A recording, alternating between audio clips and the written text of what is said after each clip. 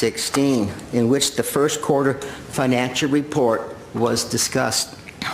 About 2 hours and 37 minutes to 2 hours and 58 minutes, one can listen to firsthand the misleading statements by our city manager and hear Councilman Najharian acting shocked and surprised of our projected pension liabilities. On November 15, Councilman Najharian gave another one of his Oscar-winning performances as an actor in a leading role. Mr. Najharian acted surprised and shocked to learn that the projected pension obligations the city has to pay CalPERS over the next 10 years was going to be mind-boggling, he said. Since 2005, after being informed time after time by concerned citizens of the pending pension crisis facing our city, Mr. Najharian has approved every salary increase for our CalPERS union workforce. As a result, this has again increased the taxpayers' pension liabilities as well.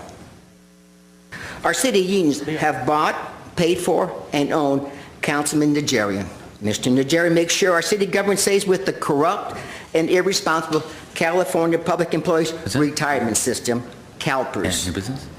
Many city retirees are receiving lifetime pensions of $100,000 to over $200,000 annually for life.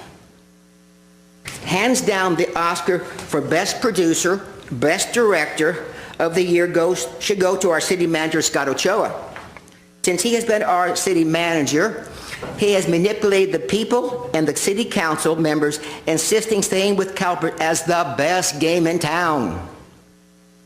Mr. Ochoa was part of our problem when he stated we were in a quote-unquote crappy position when it came to paying down our pension debt. He continues to mislead and lie to the people and the council.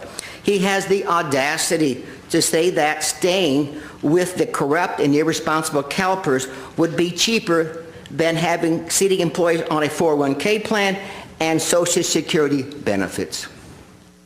Staying with CalPERS continues putting the taxpayers on the hook for their failed investments of CalPERS, but not a 401k plan and Social Security benefits does not. In a few short years, our city manager, Mr. Ochoa, has put the city more in red than before he arrived. Mr. Ochoa, you need to stop lying to the people and our council members. On November 15, our city manager told our council members over the next 5 to 6 years, we will be receiving about $39 million from the Demise Redevelopment Agency. Then our overpaid city manager had the audacity suggesting taking the $39 million from the Demise Redevelopment Agency and putting that money into an irrevocable trust in order to pay our pension liabilities.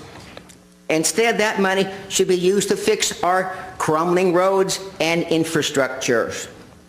Mr. Ochoa even suggested taking some of the $50 million in our reserve account and put it into this new irrevocable trust fund. As Councilman Najharian would like to say, let us all pay and have the best employees, the best employees that money can buy. City Manager Ochoa stated that the voters had recently rejected Measure N, the repeal of the utilities users tax, because the people wanted the best police and fire department that money could buy. Mr. Ochoa did not tell the public on November 15 that the mailers the city sent out were misleading and scare tactics were being used.